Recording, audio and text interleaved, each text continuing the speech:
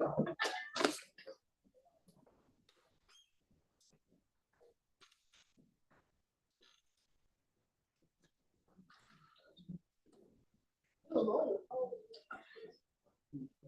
6:15 for he gets here. Steve got on here at 6:30. I see.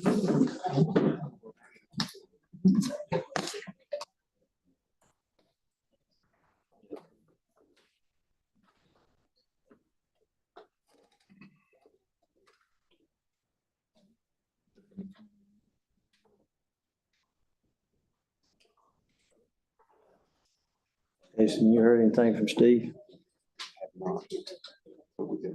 Keith says it'll be about 6:15. Last time Keith, Steve was about 6:30, so we'll go ahead and get started. Okay, I'd like to call tonight's Monday, June 10th, 2024, Bladen County Regular Board Meeting to order. Welcome. Thank you all for being here. And at this time, Mr. Clark will give our invocation, and after that, our employees of the year will lead in the Pledge of Allegiance.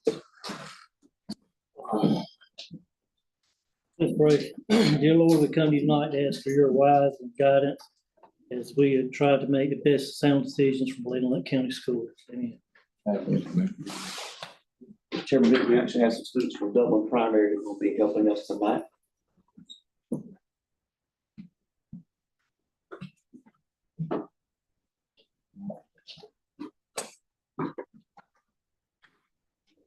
Our Battle of the Books team, so.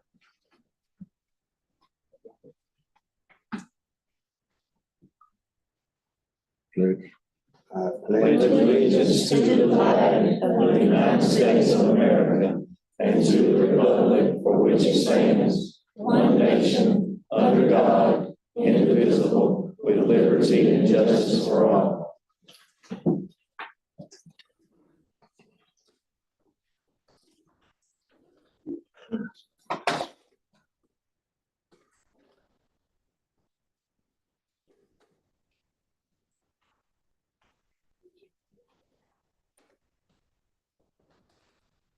All right, ready? 1, 2, 3.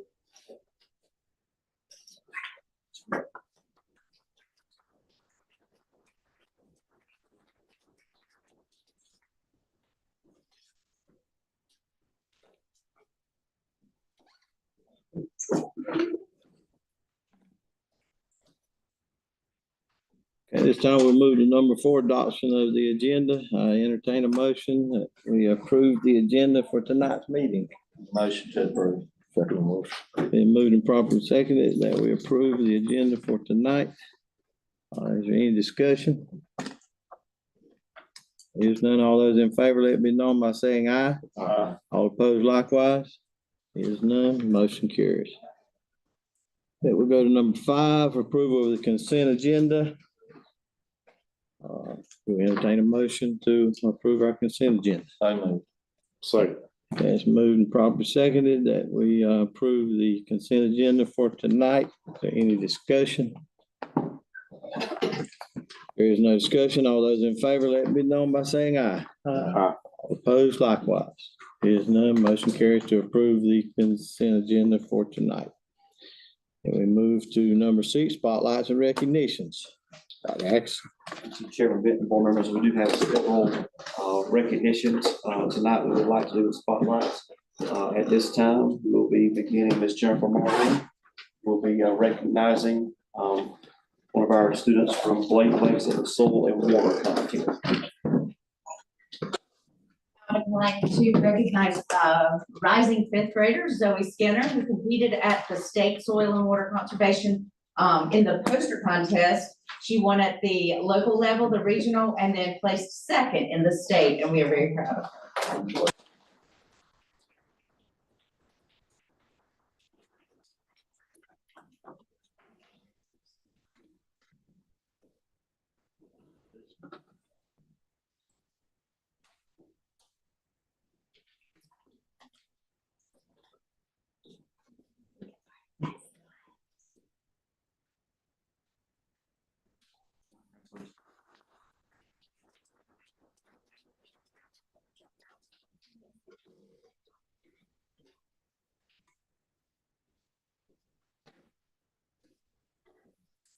So I recognize Mr. Jason Folsom, Principal of Dublin Primary School, will be recognizing our winners from Dublin from the Battle of the Books competition. Deanna Davis. Jose De La Santa. Haley Fields. Reed Hester. Allie Lindsay. Ryan Reeves. Betsy Rojo Martinez. Coached by Whitney Poletovich. Thank you. Appreciate it.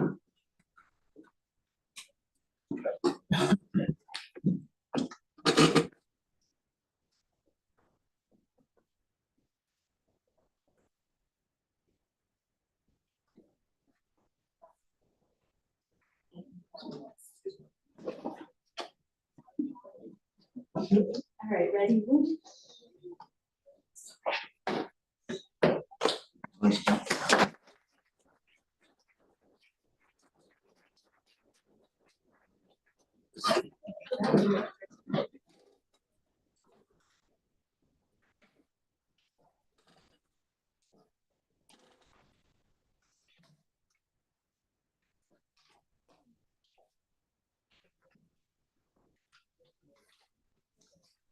Next, we'll have Coach Patty Evers, our District Athletic Director, who will be assisting us with the next set of recognitions.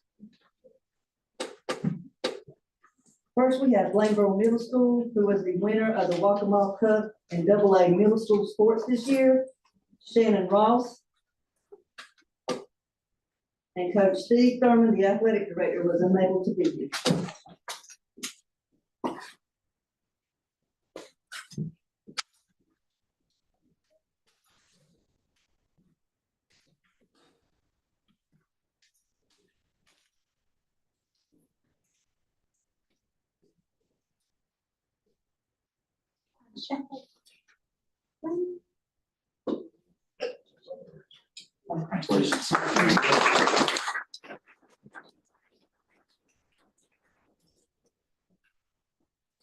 Next, we have Garrett Dunham, the Southeastern 2A Conference Player of the Year from West Blaine High School.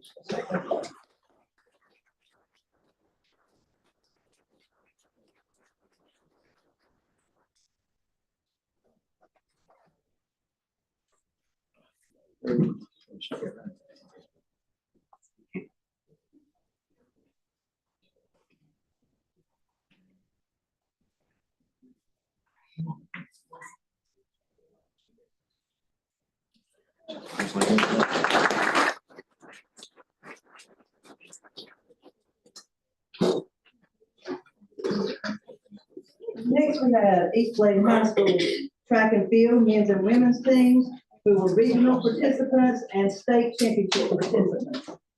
Jaden Daly, Layla Smith, Trinity Kent, Naisha Blanks,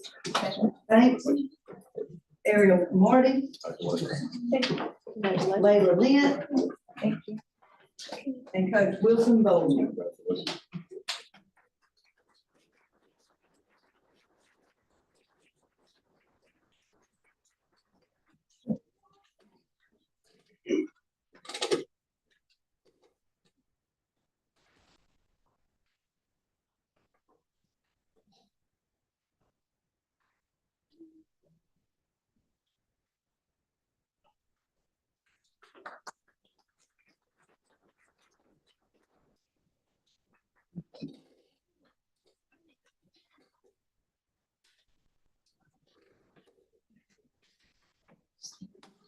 Next, we have the East Blaine High School girls soccer team. Reese Hester, all region. Gabby Revolar, all region. Heidi Revolar, all region and all state. And Jay Rayner, North Carolina Soccer Coaches Association, Regional Coach of the Year.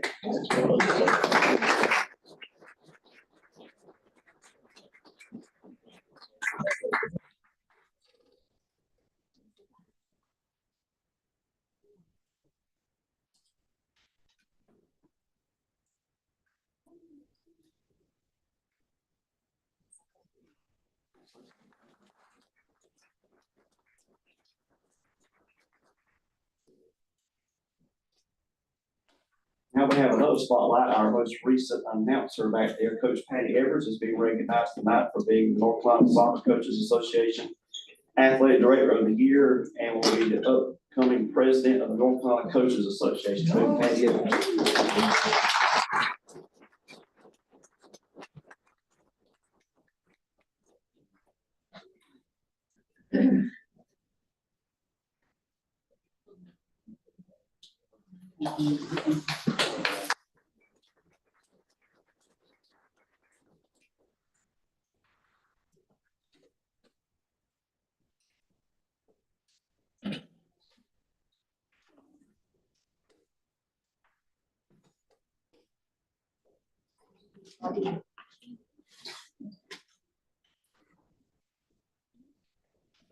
Tonight, ladies and gentlemen, it is my pleasure to recognize some outstanding employees of Bladen County Schools.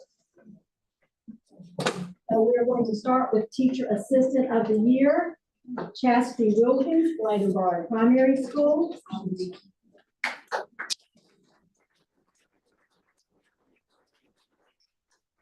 Nikki Ellison, Dublin Primary School.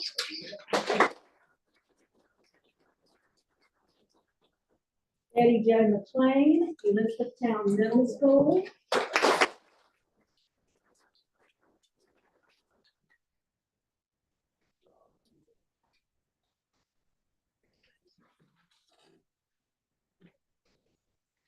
And our Teacher Assistant of the Year is Miss Chastity Wilkins.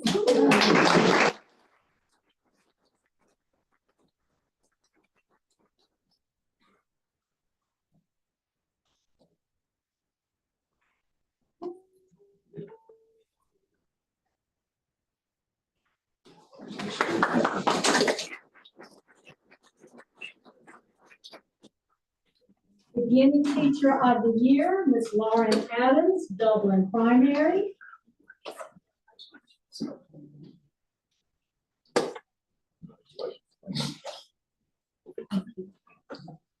Hassan Belmar, East Bladen.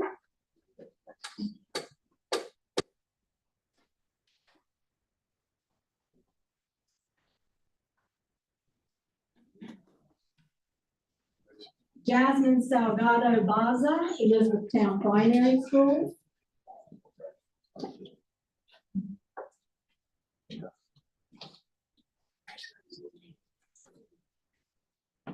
Jason Bryant, West Bladen High School.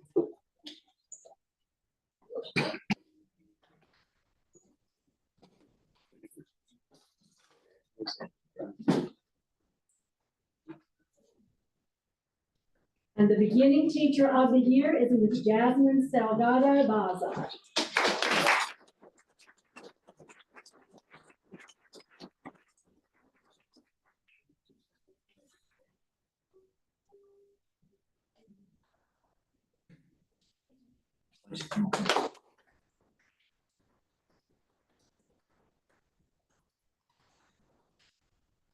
CTE Teacher of the Year, Elizabeth Robertson, West Bladen High School.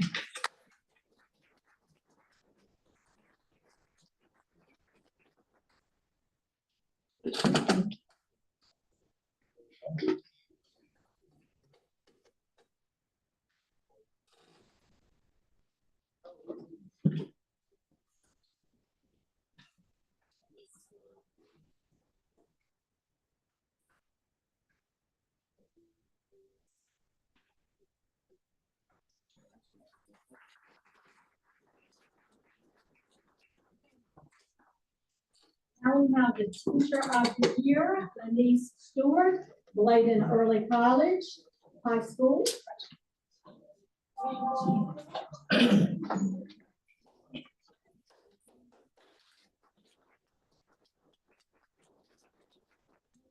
Todd, Bladen Lakes.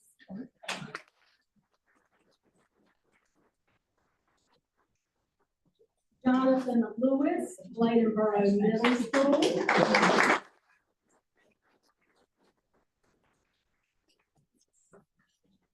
Christopher Wagner, East Arcadia School.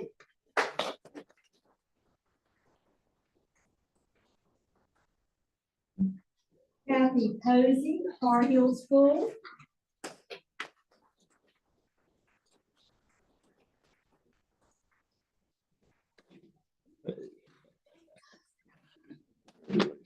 Philip Turnage, West Bladen High School.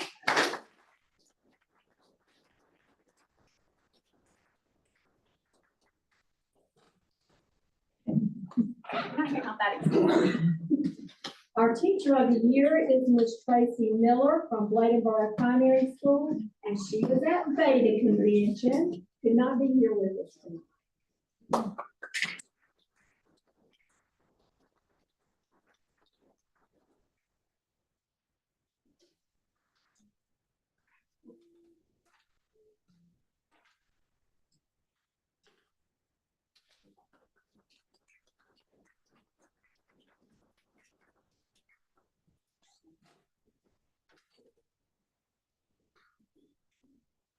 Chairman, Benton, board members, that concludes our spotlights and recognitions for this evening. Thanks, Dr. Atkinson, for that. This time we'll move to number 7, citizen participation. I'll send it back to you. Thank you, Chairman, Benton, and board members. So we have 6 individuals who have signed up for tonight. According to board policy 2310, the first part of at least one regular scheduled board meeting will be set aside for citizens to address the board through public comment. Each speaker will receive 3 minutes to present comments. However, the public comment session will not exceed 30 minutes total except by majority vote of the board. During the public comment period, the board chair will recognize speakers in the order in which they signed in. Substitute speakers will not be permitted, and speakers may not donate any portion of their time to other speakers. Board members will not respond to individuals who address the board except request clarification of points made by the presenter.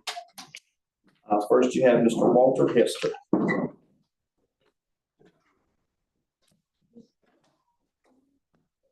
I've been deliberating over the past few weeks, what would be most effective to say, what I feel. I have spoken to most of you, and I don't believe in beating a dead horse. I do believe in actions speak louder than words. A guy I know got dropped into a scalding tub of water when he was a baby. He is deformed from head to toe. He told me a saying, sticks and stones may break my bones, but words will never hurt me. He said that is a lie straight from the devil. His words and actions can hurt. They can depress, they can demotivate, they can destroy, they can even kill. It is beyond time to get serious about improving our Bladen County schools. Compassion, loyalty, respect go a long way if you show it. Board members, you have a great opportunity and a challenge in Bladen County school system. You cannot just trust Jason to dictate or to tell you everything you need to know. That is a detriment to you and the county. You need to know yourself what is going on. You need to know your policies, procedures, what you are approving and not approving, and the direction you need to lead a person getting results, whether they believe it or not. Doing the same thing over and over again, expecting a different outcome is insanity. It is the board's responsibility to make sure Jason does not stay in that situation. The board should hold Jason and everybody on the board accountable for their actions and the words while they represent our county and school system. We should all be held accountable for what we are allowing to be done today in our schools, because by the people we put in these positions for our interest. That's wrong, guys. That's wrong. You can be an encourager or a discourager. That's your choice. But don't expect good results when you're sowing bad seed. I tell it like it is, whether you like it or not. You don't have to fear me. You don't have to fear the people in this room. You don't have to fear your worst enemy. But one day, you will fear the Lord Jesus Christ. You will fear him. He's going to hold you accountable for everything you have belittled somebody. You have disrespected somebody. You've intimidated or just done somebody wrong. Well, last but not least, I will go back to my first statement I made tonight. I don't believe in beating a dead horse. You all have a great opportunity to make all Bladen County schools better by knowing yourself what is going on in the schools. Knowing yourself what they need. Knowing yourself how they feel about the superintendent, how they feel about the board members, and are they motivated to do their job? It really does matter. It really does. A little time and effort will go a long way. Thank you very much.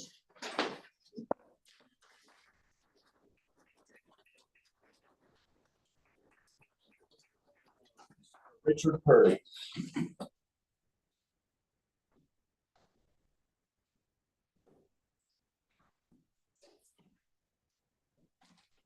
My name is Richard Purdy, and I'm originally from Philadelphia. I moved down here about 5 years ago. And the last 3 years, I've been driving a bus for Bladen County. I started at West Bladen, then I substituted, and now I'm at East Bladen full-time. And some of the things that I've noticed down here, because I have a recreation center in the city of Philadelphia, children's behavior is way different than what we did when we were younger.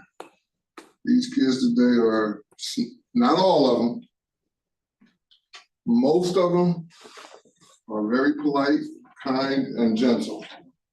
Some of them are as wild as they came out the woods. And something needs to be done about it. These teachers, every time I look on my phone, there's a teacher getting assaulted. Principals, vice principals getting assaulted. School bus drivers are scared to speak up.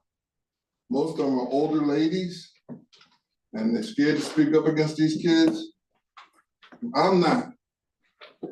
I go to my principal who supports me 100%, and we suspended 8 kids at once off of my bus. I'm not tolerating it. But some of these older ladies and older gentlemen are afraid to speak up because of these kids. Other thing that I want to bring up real quick is the training. Some of these bus drivers, all of us bus drivers need CPR training. All of us need to do some sort of training, because if anything should happen on the bus, most of us don't know what to do. If a fight break out on the bus, what do? Call the principal, call the cops. Nobody's telling us what to do. Third thing is that the bus drivers are seen as though they're the less liked persons or less respected persons in the school system. They get the lowest pay. Some of us are waking up 3:30 in the morning to get these kids to school by 8 o'clock. My bus pulls out of that lot every morning about 5 o'clock. So I have to get up 4 o'clock every morning for a measly $15 an hour, which I go to McDonald's and make more. This is ridiculous. Maybe y'all need to look into this. Y'all need to take care of these bus drivers a whole lot better. And y'all need to put extra people on these buses for these kids, because I can't drive a bus with 40 kids and watch them and watch the highway too. If I'm doing that, then I'm gonna run off the highway. And it's gonna be your guys' fault because nobody's stepping up to the plate to do anything about it. That's all I have to say.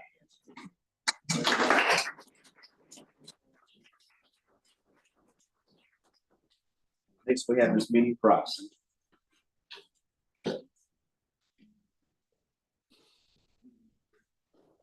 Good evening, board members.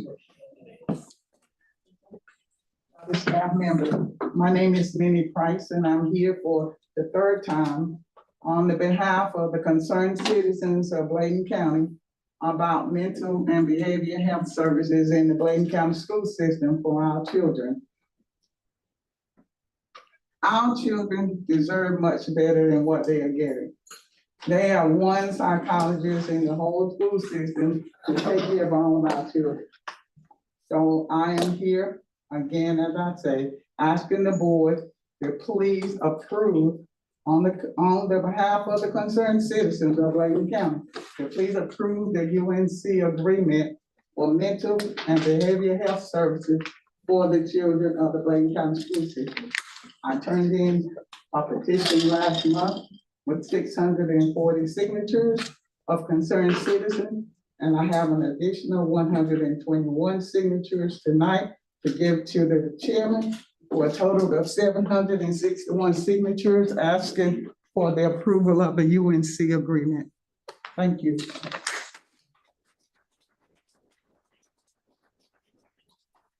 Mr. Donnell Gold.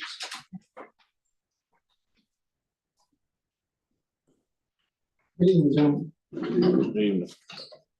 As a former licensed school counselor, I can emphatically state academic achievement, mental health supports, and stability have a direct correlation to positive connections students have and make with faculty, staff, and administration. Most students react amicably to structure and consistency and honesty from teachers and staff members. In your infinite wisdom to enact personnel changes without addressing the systemic mental health needs of a failing school, not only continues the cycle of low academic achievement, it also exacerbates individual negative thoughts and feelings students already have about themselves and the school system. Placing staff members in an environment with inherent issues without adequate supports sends a strong message, gentlemen. You definitely don't care about those staff members, and as a result, students' welfare and education you swore to uphold again are the victims. I'll give you an analogy here. Okay, it's like going to the dentist or not going. Pay to keep your teeth, or they will be false to you later. Not one of you attended East Bladen High School graduation. Not one of you, gentlemen. You vote on everything else, consensus, everything else, but not one consensus of who are we going to send to this graduation. That sends a strong message to parents, and they'll remember that. Have a good day. See you next month.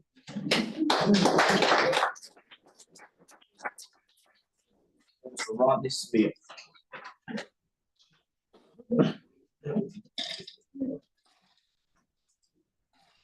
The board, Dr. Axel, thank you for your time.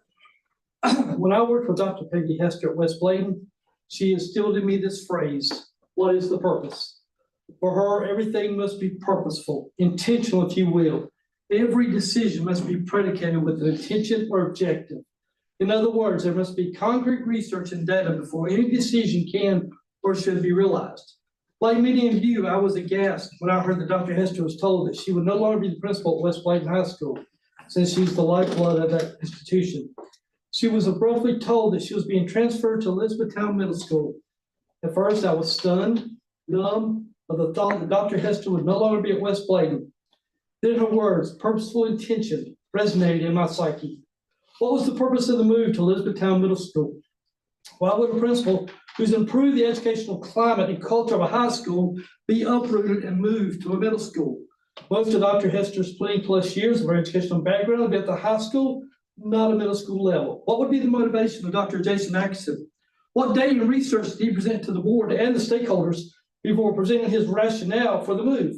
My second thought was Ms. Joy Spencer, current principal of Elizabethtown Middle School, has guided her school to achieve significant academic success. Why would she be moved to an elementary school? Again, what empirical research did Dr. Atkinson present before the board in making his impromptu determination?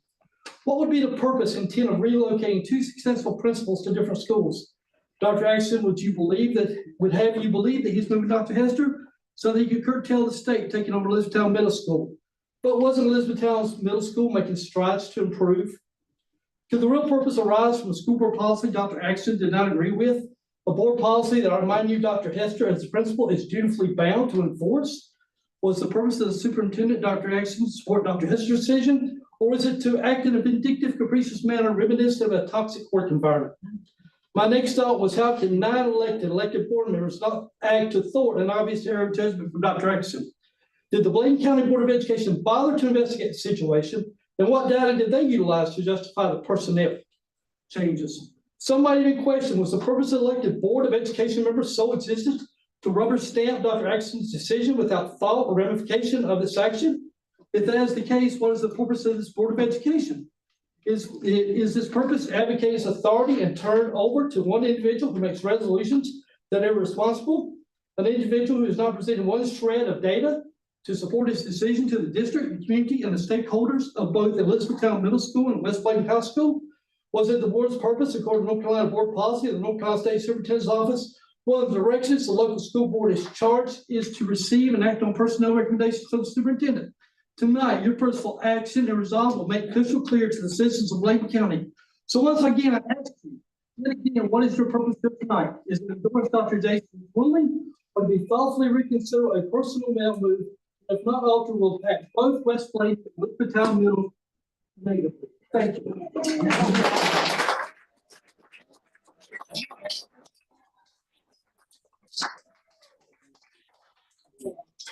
Next we have Mr. Jamie Goss.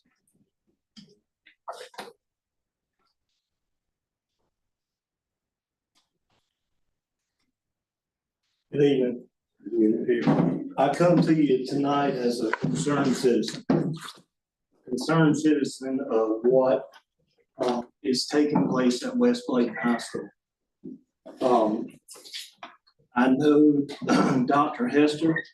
I have known her for years. I know the attention she pays to her students. If you sat in the graduation ceremony last Friday afternoon, you would have saw her heart being poured out to these kids. And not only with her just giving her speech, but that she knew those kids by name, every one of them. Today, our youth need consistency. They need consistency not only at home, they need it at school, and they need it from the Board of Education. It is appalling that what was announced is taking place, and from my understanding, the board doesn't have anything to say. I mean, that just blows my mind.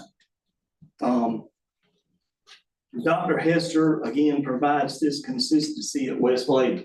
I've seen it myself as I've had one child go through high school at West Bladen with Dr. Hester, and I've got another child that will be graduating next year. Whether it be her just standing there speaking to the students every day, those students see that. They see that consistency. They see her walking up and down the hallways, checking on individuals, checking on the teachers, checking on the staff. There's rules that are passed by the school board, and it's for all the Bladen County schools, whether it be from backpacks, behavior, dress code, or whatever. I just want to voice my opinion and let you know Dr. Hester provides those things for West Bladen. Do I think she would do an excellent job at Elizabethtown Middle? I do. But again, she has that track record at West Bladen. And I personally, as a parent, want my child to go through and graduate high school with that consistency, with Dr. Hester there. I appreciate it.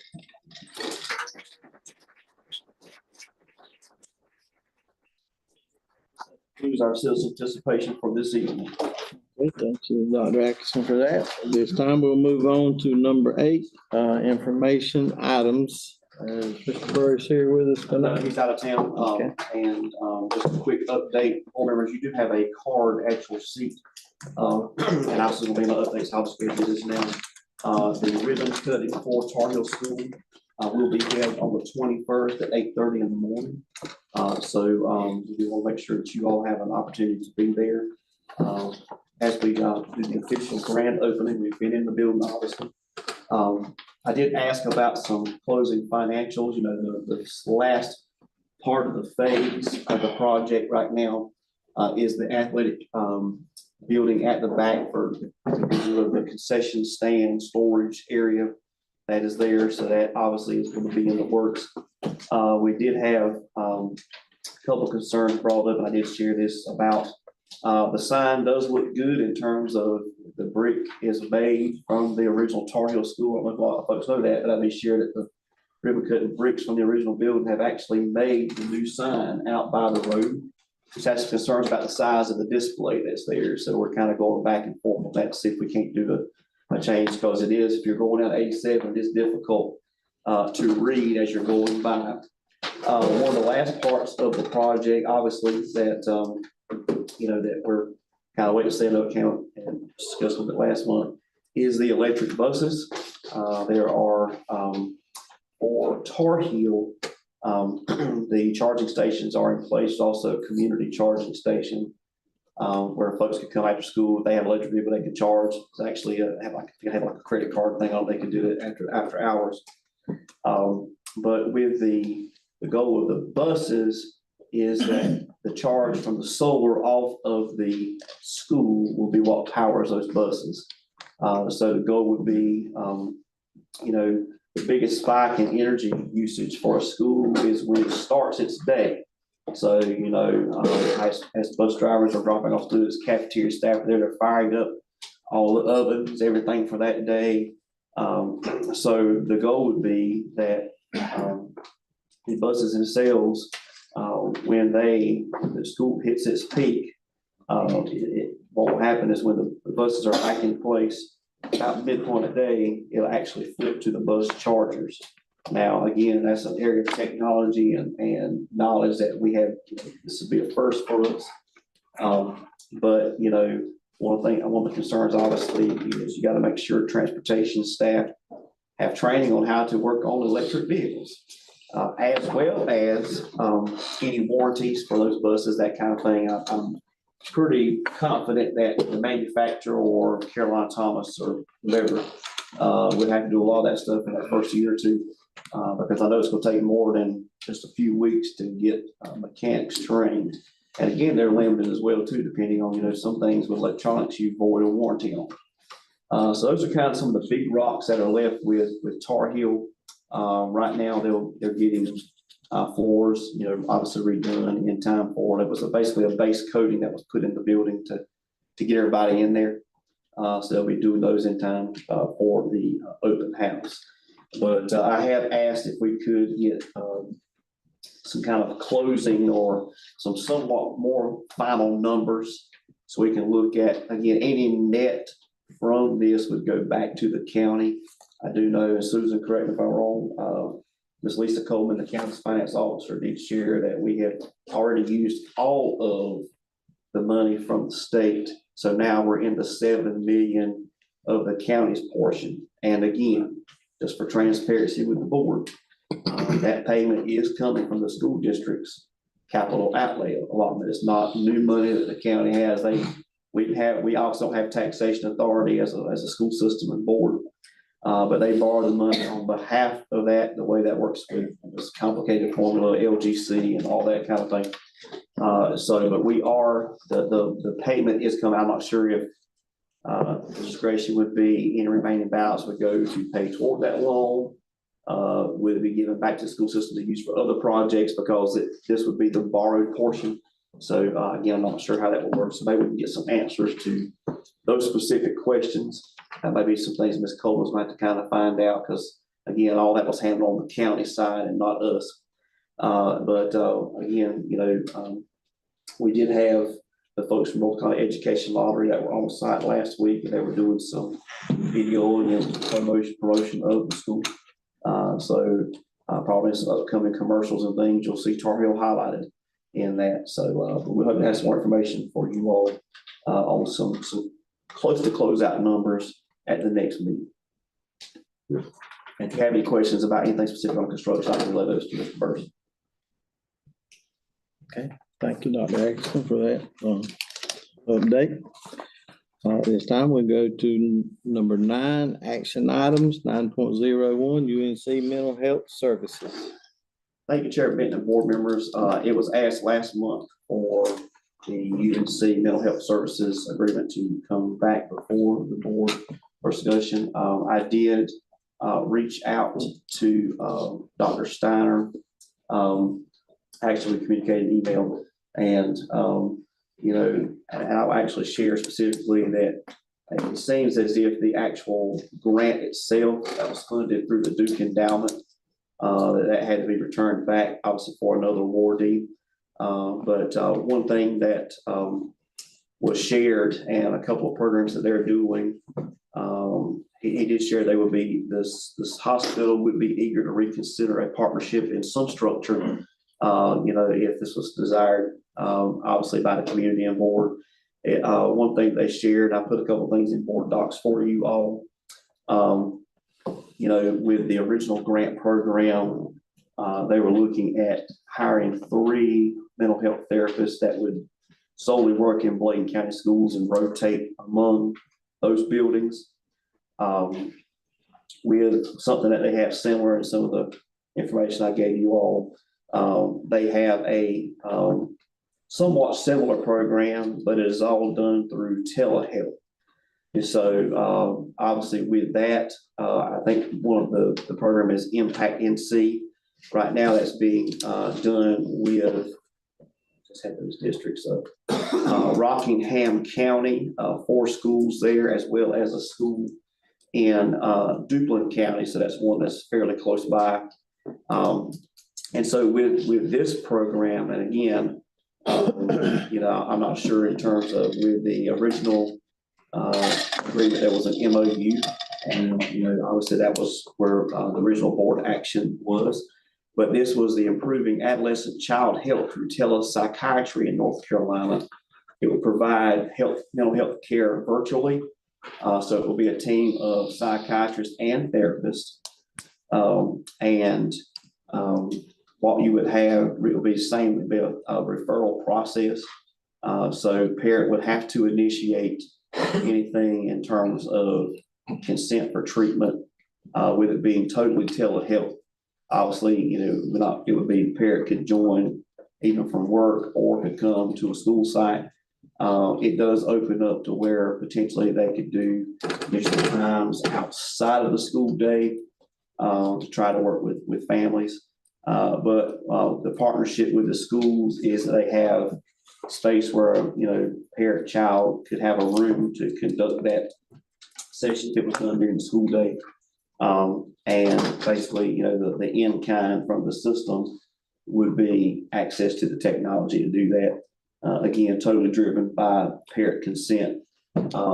Schools could do referrals, but again, that would not move without the parent saying, I want this service for my child, or if there's a legal guardian in the case, there may be a grandparent that's the legal guardian of a child, or an aunt or uncle, whoever has legal guardianship of the minor.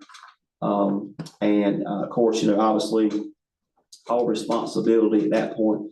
It would not involve any staff members to the point of, in the previous agreement, they were asking for nurses to do some of the, or folks trained to do some of the blood pressure, health screening, monitoring, temperature, things you would do when you go into either triage or even like for a clinic, and the nurse brings you back and says, check the blood pressure, all kinds of.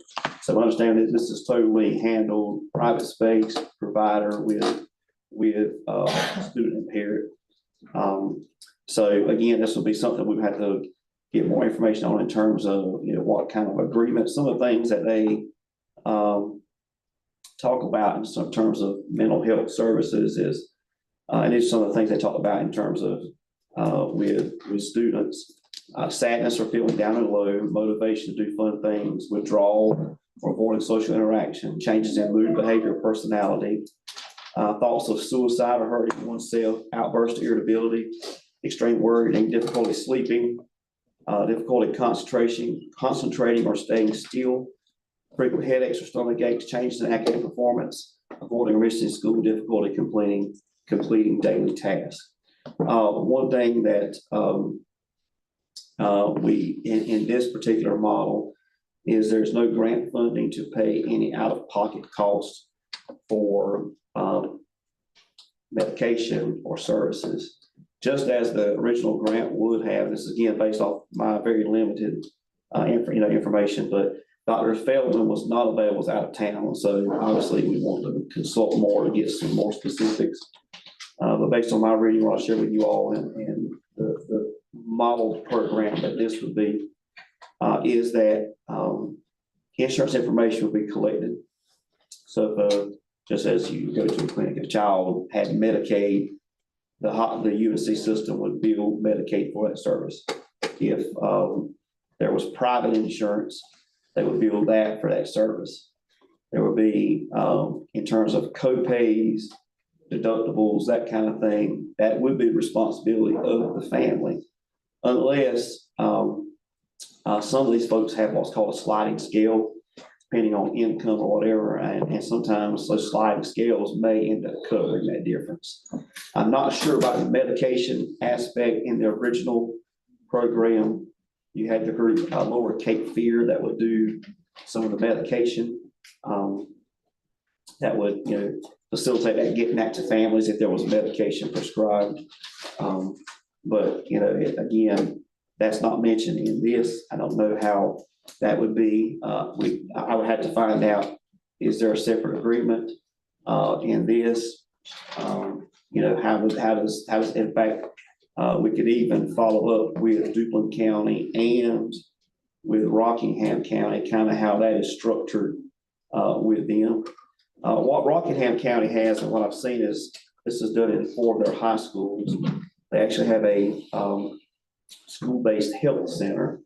At one time, very early on in the Tar Heel project, there was discussion because of access to healthcare. There was discussion about space, trying to have a space where even the community could potentially take care of some healthcare services.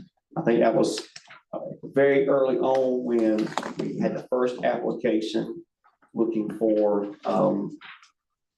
when the state was going to fully fund everything before we had to go back and reduce the project and then come back again. So Tar Heel really had three plans: the original plan, obviously, then the reduced plan, which we had to go back and make changes, and then come back to a somewhat close original plan, but we had to add additional classrooms just to cover in case of growth. So this will be, one thing they have on here is we can get more information about the Impact NC program. I felt like Dr. Steiner was going to, obviously check to see if Duke Endowment would, again, I don't know how that was and some folks from that team, 12 to 14 month process originally before it even came to you all with an MOU, kind of going back and forth with, because they didn't want to go too far. If you do the financial resources, we're not going to be there. So a lot of time and communication was had in, getting to that particular point. I don't know that we have anything specifically to take action on other than, to say move forward without having an actual agreement right now. Because again, I would have to find out from them, is there an MOU with Impact NC? Is it just, and it might be as simple as schools provide a space. This is between parent and family. Dr. Atkinson, all we can vote on tonight, though, is we're re-voting on the previous agreement. Am I not correct there? Well, these are possibilities. No longer exists because the funding is not there. Okay. Now, what could be done? And again, I can verify that Dr. Feldman was the project. Dr. Steiner is the chief of pediatrics, so he's over the whole division of pediatrics. Dr. Feldman was the one who's going to oversee this particular project. I'm willing to go back to, I think hopefully he's back. I know I got the way message when I reached out to him. So you gonna reach out to who? The project manager, Dr. Feldman. What about Dr. Steiner? Dr. Steiner's chief of pediatrics, and I have talked, we've had a communication. And what he had sent me is basically we're eager to reconsider partnership with some structure, maybe something similar. And he shared this, he said it would be more remote components, which was this Impact. So they were going to do some of that anyway. With the psychiatrist was going to be on telehealth already. just that, with the original plan, it would have been 3 dedicated therapists just to Bladen County. I'm assuming with this, they may be shared because you already got another system or 2 that's doing that. So you saying this new plan that you presented, that it may cost us? Yes, sir. What, and I'm curious, I'm glad you mentioned something else I want to share about that. They would bill insurance first, so if insurance covered any cost, of course, they would have to go through that with, even whenever we go, they have to go through with the family, they have to evaluate the insurance coverage first as any cost. Now, one thing that is available, or I'll say can be available, and it depends, the state, it's every year. And Ms. Brown, if I remember correctly, was like $25,000, if I'm not mistaken, or 25 to 50 that they had set aside in the safety grant that comes for services in mental health. That could be used to offset, provided we're awarded it again. Now, I think we would be, because of us being tier 1, again, no guarantees. That is directly, in fact, you can't even touch that portion for anything other than mental health services. In the past, we've had Coastal Horizons. Ms. Whitesmith can speak to some of the work that's been done there, the day treatment program. But we have not had specific one-on-one individual sessions for students outside of that program. So those dollars could go to offset any non-covered. But Jason, why we won't pay for something that was gonna give us free? I mean, that don't make sense to me. Right. I mean, that's kind of where we are at this point. I mean, without knowing for sure that they can get that funding back, or at Duke Endowment would do that. I'm definitely happy to engage in that to see if that money could come back, or will we have to go back to a reapplication. I just know this is what he has shared, and as kind of what they've got in place kind of now. But I'm happy to go back, obviously, and try to get more information from them, where both of them can be at the table, as well as the folks from the Duke Endowment, to see if that's something we can reconsider bringing back. Well, I mean, what you're saying, you're just giving us a vague outlook of it. It will be hard to vote on. I mean, right. Would that be something we need to table to look at, and you gather some And I more? can get whichever path they said they can do for us, I can get that agreement from them. But obviously, I would think they're already doing work with those 2 districts. There should be an MOU, a drafted one already that could be shared to look at that particular part. We have our original MOU, but that would be contingent upon if Duke Endowment is going to provide the funding. I disagree with Mr. Edwards. First of all, we wasted a lot of time not accepting it. We should go ahead and vote. And if we can get these guys to come back, then we'll be ready to start. Now, how long has it been? 6 months? We've been juggling with this thing? About January. And so basically, we waited too late, is what you said. Oh, if they cannot get that particular project, yes, sir, unless Duke Endowment would consider providing that funding back. Well, Jason, that seems like what you wanted anyway, to push the time so we wouldn't get it. No, sir, I disagree with that. Well, you can disagree with me, because I disagree with you. It don't matter whether you disagree with me or not, but that's what it seems like to me, that you just filibustered there till the people moved on. I mean, I'm calling it like I said. Well, and I can share that. Can I say one more thing? I've seen you advocate for something, Jason, and you wouldn't stop until you got it. But I've not seen you advocate for this.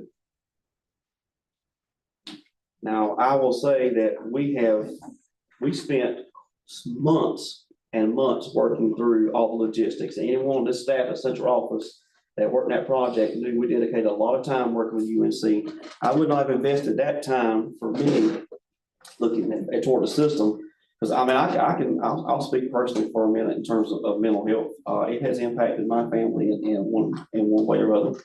All of us, I think, probably could say that.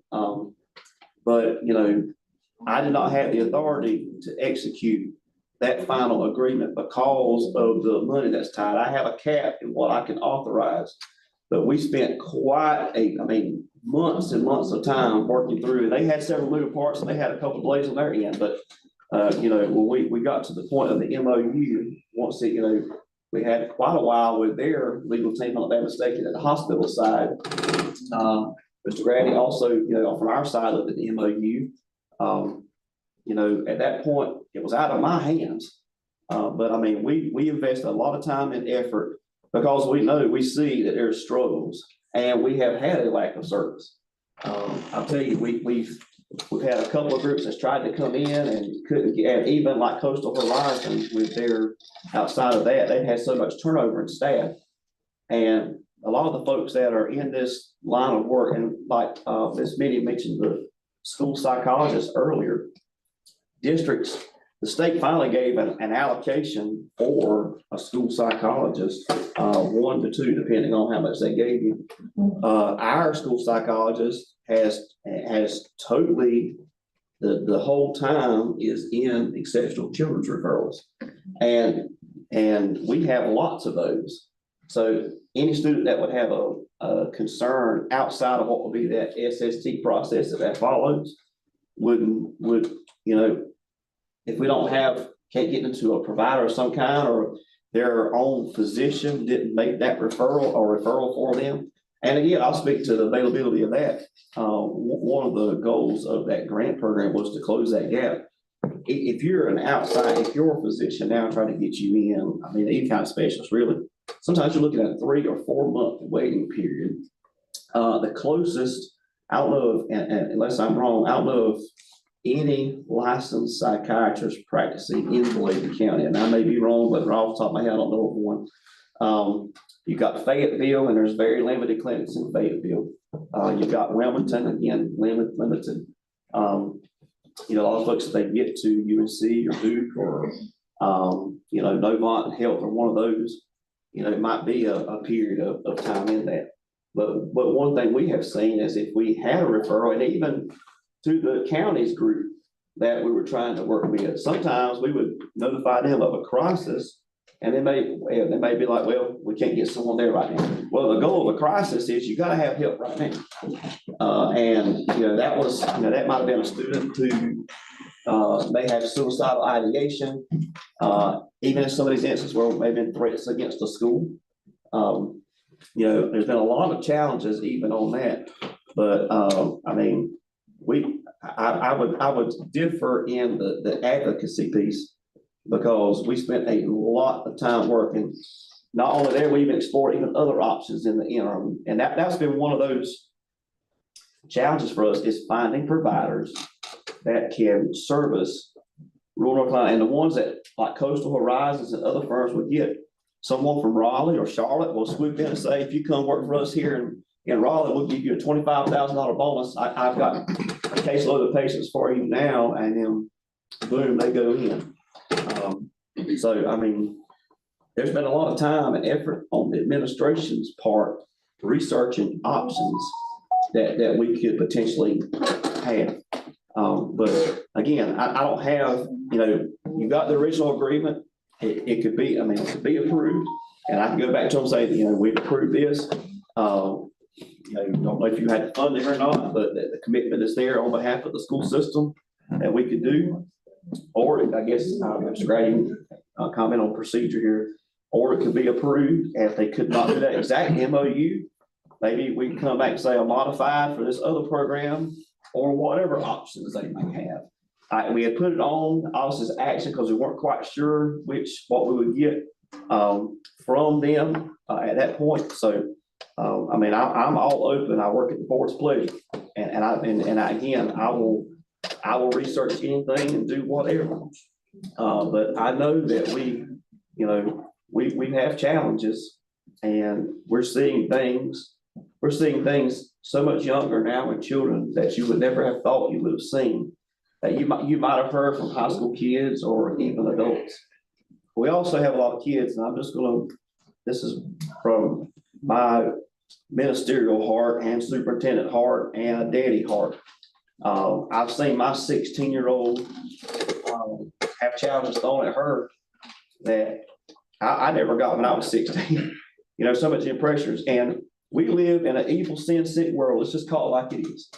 And any way that Satan or whoever can get their ear in someone's head, I mean, there's just so much that we're dealing with, and I believe in, and I know that, but we see that our principals and all have.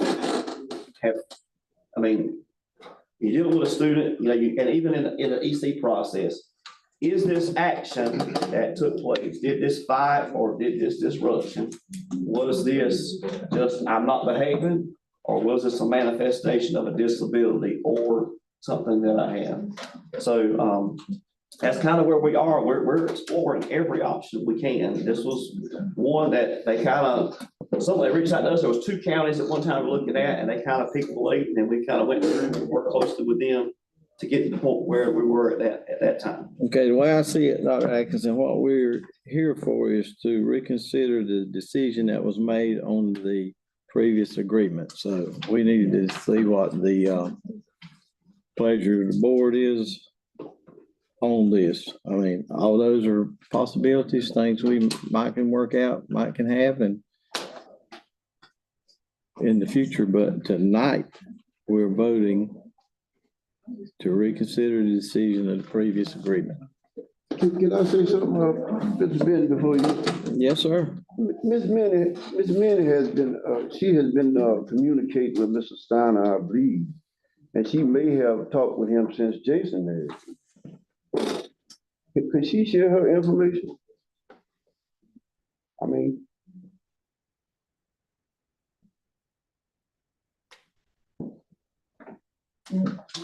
Well, maybe you can share it back here with me, Mr. Lee, and I can share it. I think we need to move forward with a vote, but that's up to y'all. If nobody wants to vote, then we need to just move on. Well, if it's not there no more, then what we vote? Well, it shouldn't have been put on the agenda. That's what was put on the agenda, to vote on a reconsideration of the previous agreement. If there was nothing there to vote on, then why is it here? Well, it may That's come what, back, Mr. well, that's what was put back on the agenda. So I'm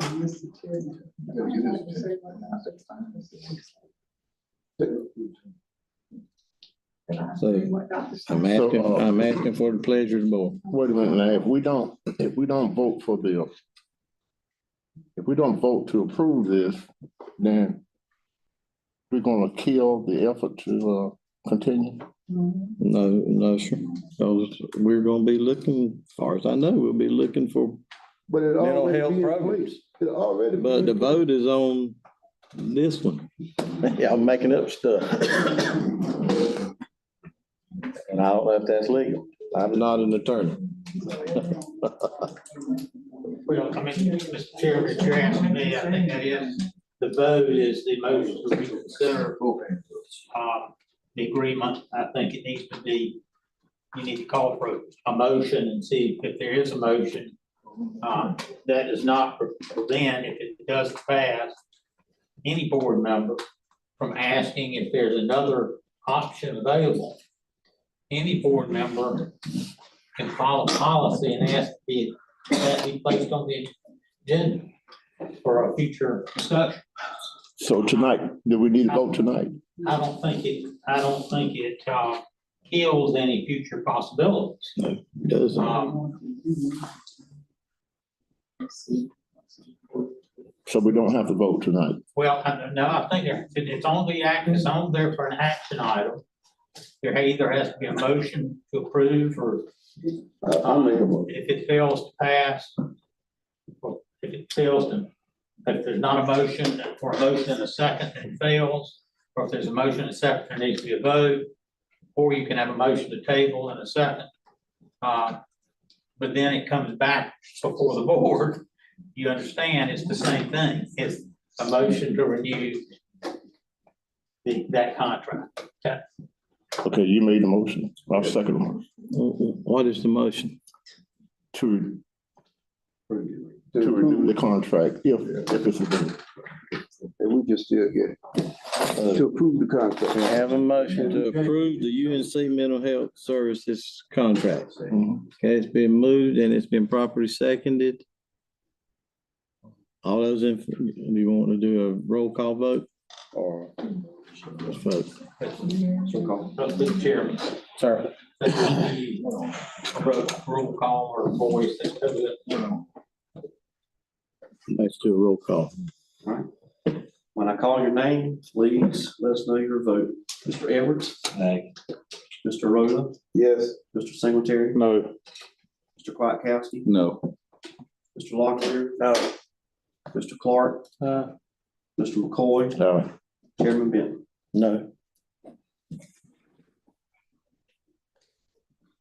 So UNC Mental Health, 9.01,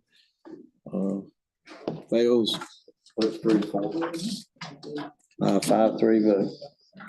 Okay, 9.02, approval of agreement with Franklin Covey Education, Leader in Me program for grades pre-K 8. Dr. Axon. Thank you, Chairman Benton and board members. We shared last month about the program and some specifics with the program. And you all had asked for that to be tabled and brought back for consideration. They provided some additional resources for you that we sent. We're asking the board tonight, I guess we need to remove that from the table first. So we need a motion to remove that from the table for us to take any action on it tonight. Okay, we entertain a motion to bring 9.02 off the table. So moved. And moving properly second, we bring 9.02, approval of agreement with Franklin Covey Education off the table. Is there any discussion? Yes, I called Jason earlier in the week. About, I wanted to ask him about how the Title I funds were being given to each school. We had, Mr. McCarthy is Mr. McCarthy out there? So can you speak to the Title I allocations for schools versus? Well, I think the issue right now is whether or not to remove it off the table. It's not to discuss the merit. Okay. Come back, okay. Just wait right there. Just send that to. Yeah. Because We take off the table. okay, all those in favor of removing 9.02 off the table, let it be known by saying aye. Aye. All opposed, likewise. Is none, vote. Motion carries to bring it off the table. So now we're looking for the pleasure of the board on 9.02.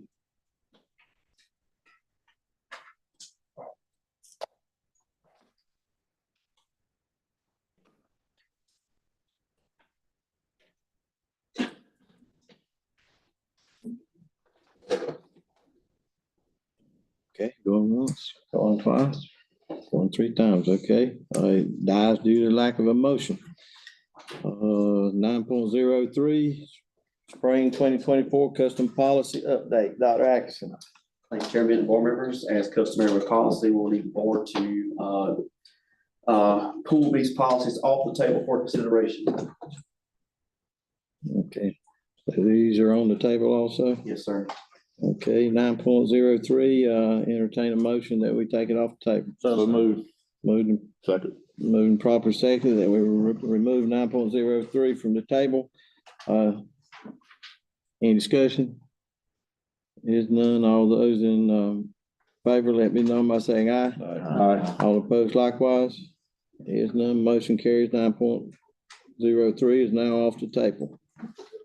Now we entertain a motion on the spring 2024 custom policy update. Second. It's been moved and properly second. Is there any discussion? There's none. All those in favor of 9.03, let it be known by saying aye. Aye. All opposed likewise. There's no opposition, motion carries. Next one got to come off the table also. Entertain a motion that we take 9.04 off the table. Second. The motion has been moved and properly seconded that we remove it from the table. There any discussion? There is none. All those in favor of removing it from the table, let it be known by saying aye. Aye. All opposed likewise. Is none, motion carries, so 9.04 is now removed from the table. And now we entertain a motion, whatever the pleasure of the board is on 9.04. Motion to approve. Second. It's been moved and properly seconded that, we approve 9.04. Is there any discussion? There is none. All those in favor, let it be known by saying aye. Aye. All opposed likewise. There is none. Motion 9.04. Passes.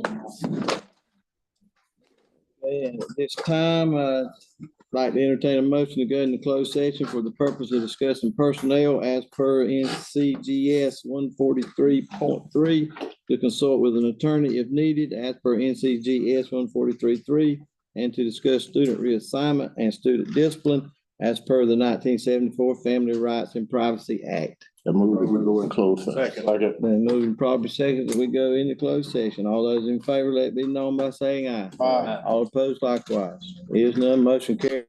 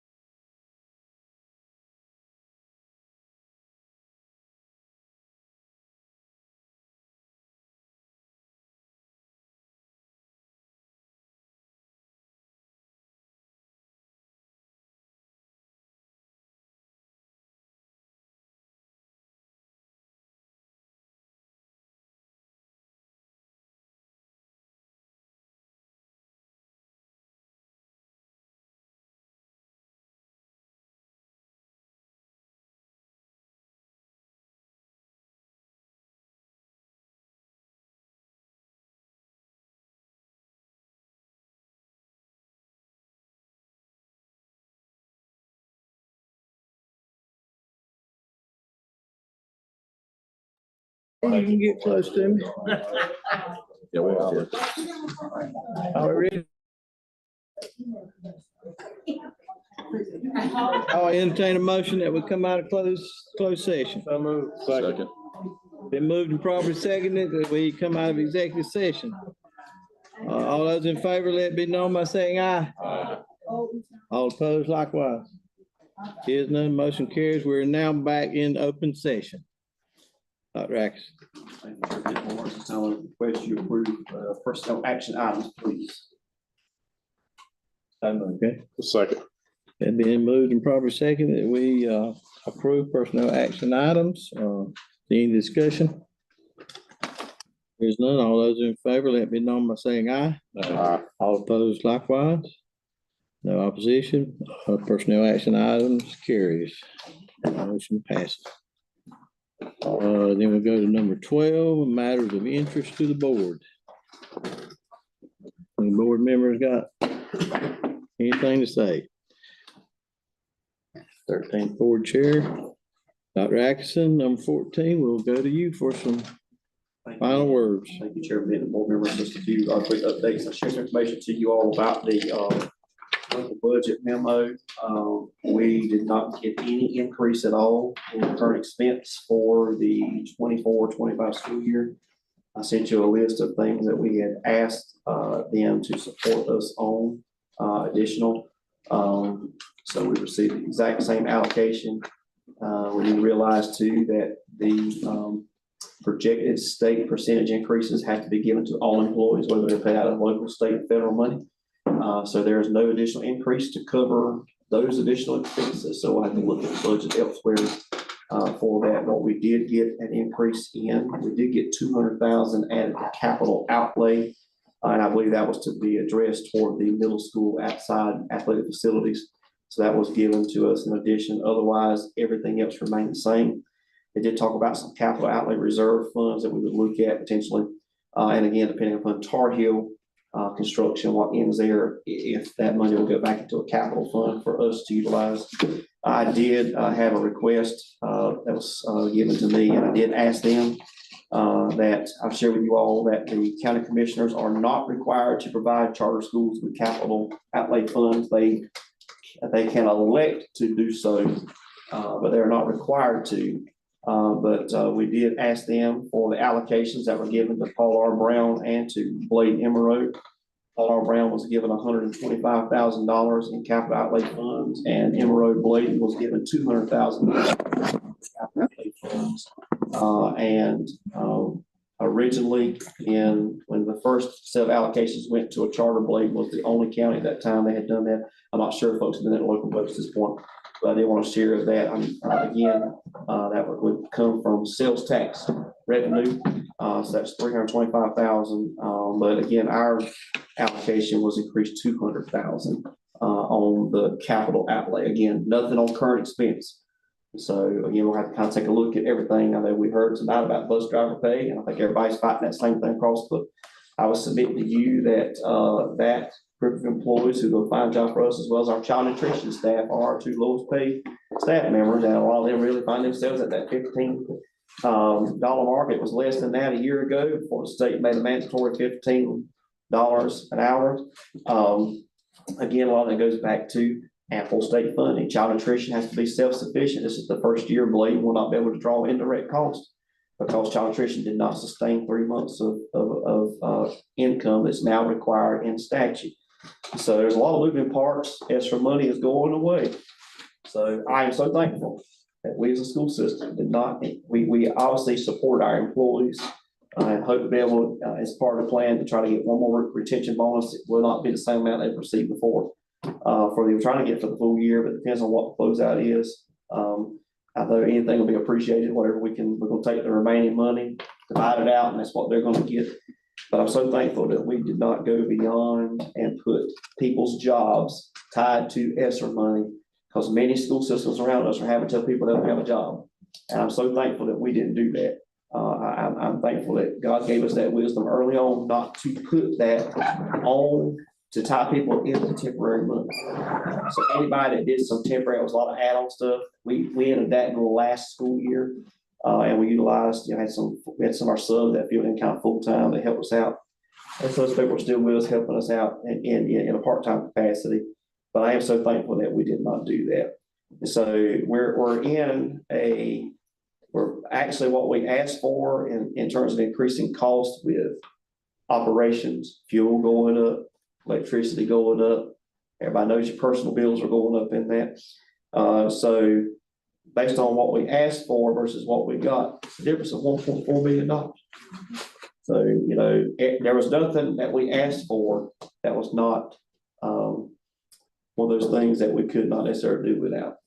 We're hoping on the assistant principals, we asked them to help us sustain that because we talked about the formula for assistant principals. We've been able to, we're going to do what we can to keep those folks in place because we got to have them. We didn't have to have them, they wouldn't be there. So we're hoping the state's going to come back with, I had a policy person from NC Public School Forum ask me the question about from a policy perspective. I said every school at a minimum with at least 100 kids needs to have an allocation for at least one assistant principal, period. Right now, we get one for every 700 some kids a month of employment, which is crazy. I mean, it equates to a little over 4 generated assistant principals. Our high schools have 2 apiece already out the gate. So there you go, there's your 4. So we really worked hard and we'll work it out. We'll have to look at some funding sources. Our athletic coaches, they are you put the amount of time they put into investing in our kids, divided that little supplement they get by the hours, they're nowhere near minimum wage. I probably even $3-4 an hour. Those supplements have not even been increased in years. Now we're thankful. We're thankful for the work on getting, last year we sustained keeping the teaching supplement up. That's not tied to federal money. So our teaching supplement stays at 8%. For the first time, 2 years ago, we got non-certified supplement for the first time. And then this past previous year, we got our supplement up. So non-certified gets 4%. They never had one before. So all of our people, so we're thankful to our county government for sustaining that. I don't want to be a doom and gloom, but at the same time too, we didn't ask for anything that wasn't unreasonable. We asked about expanding teacher assistants. I can tell you my time in K3, I had a teacher assistant every year in every classroom when I was there. I believe teacher assistants contributed to my success as a student. Now we're limited. State says they're going to try to do something with it. You know how sometimes that happens when we get out of Raleigh. It may happen, it may not happen. We asked for support for a teacher assistant teacher program. That was to help grow our own. Sponsor a scholarship for 5 of our teacher assistants to go back to school and become teachers. That didn't get funded. We talked about state mandated salary increases. That didn't get funded. When we're talking about operational costs, we asked them, we'll pull $30,000 of federal money if you'll match $30,000 to help with recruiting. Didn't get funded. So several things we asked for to support us with that did not. I understand that they have a lot to go through.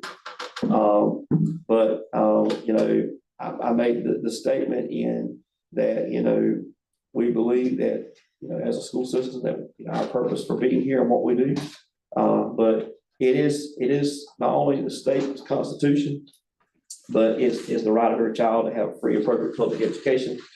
And with that being said, I think that a lot of what we're dealing with at a state level, a lot of public dollars are being sent to the private side. And that's going to be something that they're going to have to look at. And if we continue this trajectory, public schools will find themselves closing their doors. We want to keep schools open, we've got to keep advocating, because if the revenues continue to go down, operations continue to go up, cost of personnel continues to go up, you're going to have to make cuts. We're going to be forced, we have to do that, and you've got to start looking at that. And it's sad, because in my mind and as a good human being, as a citizen of the county, as a native of Bladen County, having the opportunity to be back a superintendent, being born and raised in Bladen County, it breaks my heart that I can think back over time, and I've said this, my primary school is still there, thankfully. I went to an elementary school, it's now closed. Went to a middle school that's now closed. My high school is closed. So over the time, we've reduced, and people, I can be even beyond my birth, not every community had a school or sub-community had a school. And it's hard to take a school from a community. So if people keep making cuts and not fully funding public education, you're not going to have a choice. And that's the thing that's hard. So I want people to press down hard that we gotta keep public education funded and not funded like it is. You know, we sit here on Leandro all this time and nothing's happened there yet. The kids of Bladen County don't have access to the things that the kids of Wayne County have and Charlotte Mecklenburg have, and the money doesn't come with it to make sure they get those resources. And that's stuff that we can continue to advocate, but we don't have tax authorities. We can't do anything about that. So we'll kind of keep it, kind of let you know where we are with budget. We'll make it work somehow. So when we come back to you all once the fiscal year, you all approve a continuation budget night. So we're waiting on, we know what the budget's supposed to be from the state, but we expect the technical corrections bill to come out. It may change the percentage going to, if it goes beyond the 3%, we're going to have to really do a lot of looking. I hope and pray we don't get to a place where we have to put a reduction in force in place. I don't want to be the one to tell somebody we can't fund your job anymore. Well, you had that a few years ago. I don't want to have to go back and again. We'll do all we can. We want to keep people employed, all we can. So that's going to be important for us to think through. I already mentioned about ribbon cutting. I just want to know our summer hours, because we're in reading camp. We will be going to a 4-day work week for about 5 or 6 weeks. That'll start on June 24th. Through Friday, August the 2nd. That'll be from 7:30 to 5 with a 30-minute lunch. And Fridays, the office will be closed. Our next board meeting will be July the 8th. That's right after the July 4th holiday. Offices will be closed July 3rd and 4th for Independence Day. And we'll resume normal office hours on August the 5th. And Chairman Board, I do want to share a note that was given to you all. This is your kind and thoughtful expression of sympathy. It's deeply appreciated and gratefully acknowledged with heartfelt thanks and warmest regards. That's from the Autry family, and that's Miss Ann Brown's father and their family. So in his passing, so I want to share that card on behalf of their family to you all tonight. So Chairman Board, that's all I have for this evening. Okay, entertain a motion that we adjourn. Second. Who's from second we adjourn? All those in favor, let me know by saying aye. Aye. All opposed likewise.